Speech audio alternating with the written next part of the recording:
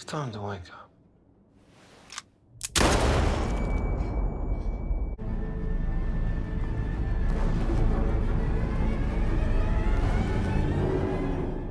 Movie के starting में हम एक लड़की को देखते हैं जिसका नाम एमा होता है। एमा एक मैरिड वुमेन है, लेकिन वो अपनी शादी से खुश नहीं है, इसीलिए उसका एक टॉम नाम के आदमी के साथ अफेयर चल रहा होता है। लेकिन आज वो इस अफेयर को भी खत्म कर देती है क्योंकि कल एमा की मैरिज एनिवर्सरी है। अगले दिन एमा अपने हस्बैंड के ऑफिस आती है जहाँ उसे एक केस फाइल दिखती है जो कि एक बॉबी नाम के आदमी की थी।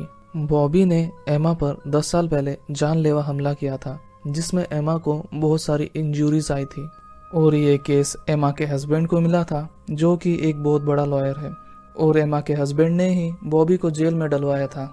अब वहाँ पर एमा का हस्बैंड मार्क आता है तो एमा उससे बॉबी के केस फाइल के बारे में पूछती है, जिस पर मार्क कहता है कि बॉबी कुछ दिनों में जेल से बाहर आने वाला है। अब सीन शिफ्ट होता है और हमें पता चलता है कि मार्क टॉम का बॉस है और मार्क के सामने एमा और टॉम ऐसे दिखा रहे हैं जैसे वो एक दूसरे को जानते नहीं हैं। अब मार्क और एमा डिनर पर जाते हैं जहां मार्क एमा को एक नेकलेस गिफ्ट करता है, लेकिन अभी एक आखिरी सरप्राइज बाकी है और वो एमा को एक लेक हाउस पर लेकर जाता है जहां वो दोनों पहले जाया करते थे। वहां मार्क ने पूरा इंतजाम किया था इस सालगिरह को स्पेशल बनाने का। उसने घर को बहुत अच्छे से डेकोरेट किया था और एक रूम में इनकी पुरानी फोटोज थी जिसमें ये दोनों बहुत खुश लग रहे थे। अब मार्क एमा से कहता है कि उसे पता है कि उनके बीच में अभी तक कुछ भी ठीक नहीं चल रहा था, पर अब वो प्रॉमिस करता है कि वो सारी चीजें ठीक कर देगा और इस तरह ये रात इन दोनों की हैप्पीली निकल जाती है। अब अगले दिन जब एमा उठती है तो वो देखती है कि उसका हाथ मार्क के हाथ के साथ चेन से बंधा हुआ है और तभी मार्क खुद को गोली मार लेता है। ये देखकर एमा बहुत डर जाती है। उसे समझ नहीं आता कि मार्क ने ऐसा क्यों किया, लेकिन उसे मार्क के मरने का जरा भी दुख नहीं है। उसे तो बस इस बात की चिंता है कि अब वो यहाँ से कैसे निकलेगी। थोड़ी देर बाद एमा फोन के जरिए किसी को कॉल करने की कोशिश करती है, लेकिन फोन डेड होता है। मार्क खुद को एमा के साथ चैन से बांध कर मरा है, इसका मतलब वो एमा को यही फंसाए रखना चाहता है। अब एमा मार्क की गन से खुद को फ्री करने की कोशिश करती है, लेकिन गन में बुलेट्स नहीं थी और अब कोई रास्ता ना होते हुए एमा मार्क को रूम से बाहर लेकर जाने लगती है। तब उसे उसका वेडिंग ड्रेस दिखता है जिसके पीछे एक लॉकर है। ड्रेस का पूरा यूज करते हुए एमा मार्क को सीढ़ियों से नीचे लेकर आती है और उसने मार्क की शर्ट भी पहन ली थी। अब वो अपना फोन ढूंढने लगती है जिसको मार्क ने पहले से ही खराब कर दिया था और मार्क ने घर में से सारे शार्प ऑब्जेक्ट्स को रिमूव कर दिया था ताकि एमा खुद को उसके डेड बॉडी से फ्री ना कर सके, क्योंकि अब एमा चेन को कट नहीं कर सकती, इसीलिए वो मार्क के डेड बॉडी के साथ वहां से निकलने लगती है। अब वो मार्क की पैंट पहन लेती है और बड़े मुश्किल से वो मार्क की डेड बॉडी के साथ कार तक पहुंच जाती है। डेड बॉडी को कार में डालकर एमा जाने के लिए एकदम रेडी थी, लेकिन इसका भी इंतजाम मार्क करके गया था। उसने पहले ही कार में से सारा फ्यूल निकाल लिया था। कार में उसने एक रिकॉर्डिंग छोड़ी थी जिसमें मार्क बताता है कि वो सब कुछ जान गया था। वो कहता है कि जितना मैंने तुम्हारे लिए किया उसके बदले में तुम्हें लॉयल रहना चाहिए था, लेकिन अब तुम सफर करोगी। अब एमा मार्क की डेड बॉडी के साथ फिर से घर में जाती है और अपना मुंह धोने लगती है। तब उसका ध्यान नेकलेस पर जाता है और बहुत कोशिश करने के बाद भी वो नेकलेस एमा के गले से नहीं निकलता। कुछ इस तरह मार्क ने उस नेकलेस को बनाया था। अब एमा बेसमेंट में आती है क्योंकि उसे लगा था कि वहाँ तो टूल्स होंगे ही जिससे वो खुद को फ्री कर सके, लेकिन इसका भी इंतजाम मार्क कर गया था। एमा ने बेसमेंट में आकर बहुत बड़ी गलती कर दी थी क्योंकि नीचे बेसमेंट में वो आराम से आ तो गई, लेकिन अभी डेड बॉडी के साथ ऊपर जाने में इसकी जान निकल जाएगी।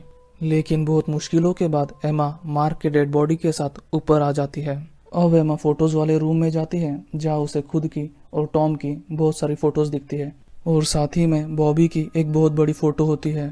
तभी एमा को एक कार की आवाज आती है जो कि इस घर की तरफ आ रही थी। वो जल्दी से बाहर देखने जाती है, तब उसे दरवाजे पर टॉम दिखता है। टॉम उससे पूछता है कि तुमने मुझे मैसेज कर यहाँ क्यों बुलाया, जिसके जवाब में एमा टॉम को सारी बात बताती है और उससे कहती है कि मार्क ने तुम्हें मैसेज किया होगा, लेकिन वो ऐसा क्यों करेगा, वो तो चाहता है कि मैं यहाँ फंसी रहूं, यानी मार्क ने इन दोनों के लिए कुछ तो प्लान किया है। अब टॉम एमा को बताता है कि कल रात मार्क के ऑफिस में पुलिस आई थी, जिसमें पुलिस ने मार्क के ऊपर कई सारे केसेस के साथ छेड़छाड़ करने के आरोप लगाए। यानी कि मार्क पहले से ही जानता था कि वो पकड़ा जाएगा, इसीलिए उसने सुसाइड कर लिया और वो जाते जाते हम दोनों को सबक सिखाना चाहता होगा, इसीलिए उसने ये सब किया। तभी टॉम देखता है कि उनके घर के तरफ एक कार आ रही है। टॉम एमा को घर के अंदर रहने को कहता है और खुद घर के बाहर खड़ा हो जाता है। कार के अंदर से एक जिमी नाम का आदमी बाहर निकलता है। वो टॉम को बताता है कि वो एक प्लम्बर है और मार्क ने उसे यहाँ बुलाया है। तब टॉम उसे पैसे देकर यहाँ से जाने के लिए कहता है, लेकिन तभी कार में से जिमी का भाई बाहर निकलता है और वो नाइफ की मदद से टॉम को मार देता है। ये आदमी और कोई नहीं बॉबी होता है, जिसको मार्क ने जेल में डलवाया था एमा पर हमला करने के लिए। लेकिन अब मार्क ने ही बॉबी को जेल से बाहर निकाला है ताकि वो एमा और टॉम को मार सके और इनको इसके बदले में डायमंड्स मिलेंगे जो कि इस घर के लॉकर में है। ये देखकर एमा वहां से भाग जाती है। अब जिमी और बॉबी एमा को ढूंढने लगते हैं। दूसरी तरफ एमा एक बोट हाउस में पहुंच जाती है, जहां वो खुद को मार्क से फ्री करने की कोशिश करती है। लेकिन तभी वहां पर जिमी आ जाता है और एमा उसे देखकर छुप जाती है। अब जिमी मार्क की डेड बॉडी देखकर बहुत डर जाता है और थोड़ी देर में वो बॉबी को वहां पर लेकर आता है। लेकिन तब तक एमा मार्क से फ्री हो चुकी थी। अब जिमी और बॉबी देखते हैं कि ये तो वही आदमी है जिसने हमें हायर किया था, और जब यही मर चुका है तो काम पूरा करने से या ना करने से कोई फर्क नहीं पड़ेगा। इसीलिए जिमी बॉबी से कहता है कि वो लोग डायमंड्स लेकर वहां से निकल जाते हैं, जिस पर बॉबी कहता है कि लॉकर का पासवर्ड सिर्फ एमा को पता है, इसीलिए उन्हें एमा को ढूंढना ही होगा। एमा वही छुपकर ये सारी बातें सुन रही होती है। उनके जाने के बाद एमा अपने पैरों को कवर करती है और तभी उसे वहाँ एक गैस कैन दिखती है जिसमें फ्यूल था। उस कैन को लेकर वो कैसे तो भी कार तक पहुंच जाती है, लेकिन जैसे ही वो कार में फ्यूल डालने लगती है तभी वहां पर बॉबी आ जाता है, जिसकी वजह से एमा कार के नीचे छुप जाती है। अब बॉबी कार के सारे टायर्स को पंचर कर देता है। बॉबी से बचते हुए एमा बेसमेंट में आ जाती है, लेकिन बॉबी वहां भी पहुंच जाता है। अब एमा बेसमेंट की सीढ़ियों पर बैठी थी, क्योंकि ऊपर है जिमी और नीचे है बॉबी, और दोनों उसी की तरफ आ रहे होते हैं।